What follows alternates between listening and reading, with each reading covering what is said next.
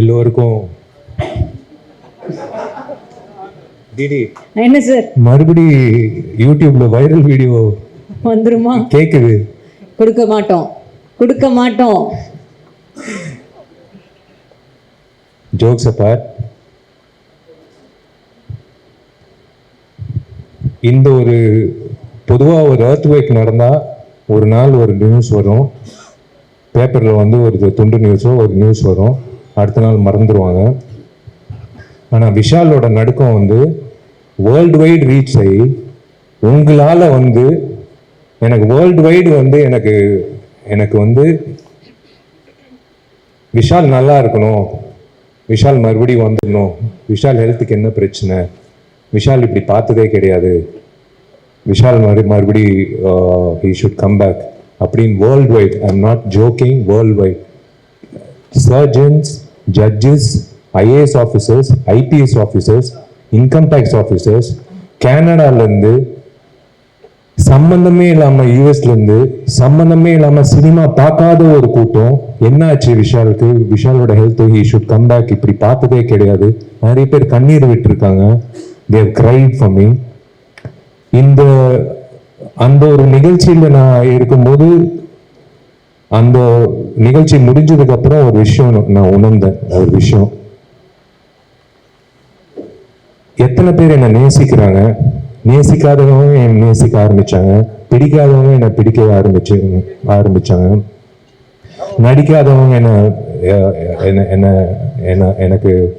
எனக்கு வந்து ஊக்கம் கொடுத்தாங்க, பொதுமக்கள் வந்து சம்பந்தமே இல்லாம வந்து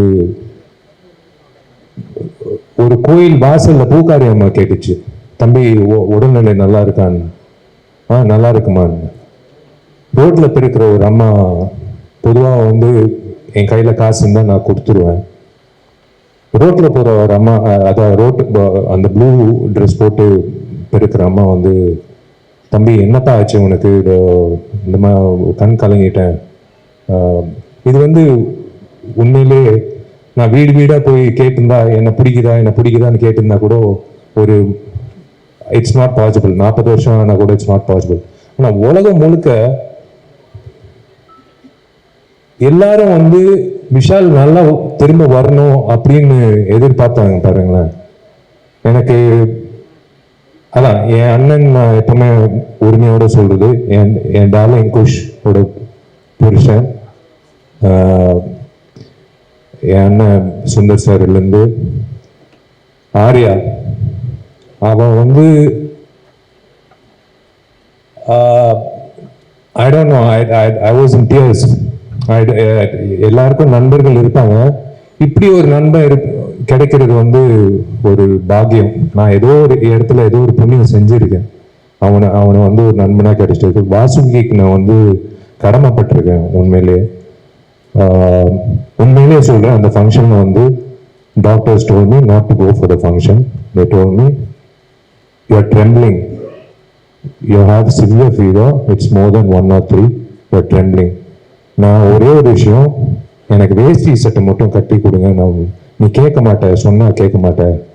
நான் கண்ணாடி முன்னாடி போனேன், என் கண்ணாடி முன்னாடி ஒருத்தர் தெரிஞ்சாரு, சுந்தர்சி.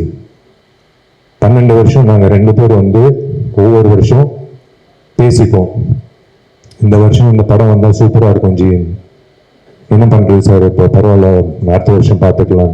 12 வருஷம் வந்து எனக்கு ஊக்கம் கொடுத்தாரு. நான் when I felt bad because I gave my heart and soul. ஒரு நடிகன் வந்து விஜய் ஆண்டனிக்கு தெரியும், ஒவ்வொரு படத்துக்கு நாங்கள் எவ்வளோ உழைப்பு கொடுக்குறோம். சண்டைக்கோழிக்கு அப்புறம் எனக்கு ரொம்ப ஃபேவரட்டான படம் மதகஜராஜா.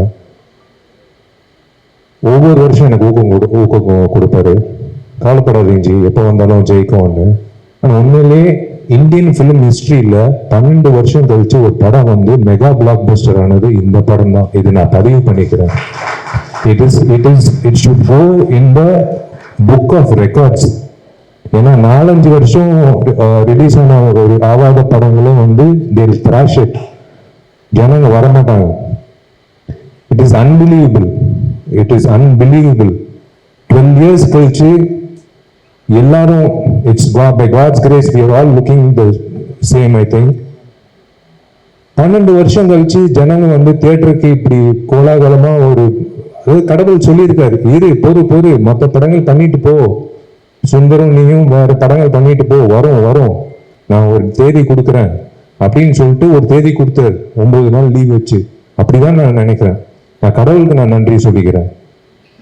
ஏன்னா நம்ம உழைக்கிறோம், திடீர்னு சில நேரத்தில் அந்த படம் வரலைன்னா ஒரு ஆதங்கம் இருக்கும் எல்லா நடிகர்களுக்கும். But I'm really happy today. எனக்கு வந்து எத்தனை பேர் என்னை நேசிக்கிறாங்க, எத்தனை பேர் எனக்காக வந்து வேண்டிக்கிறாங்க, எத்தனை பேர் வந்து என்னை லவ் பண்றாங்க. It is blessing. It is உங்களுக்கு தான் நான் நன்றி சொல்லணும் உண்மையிலே.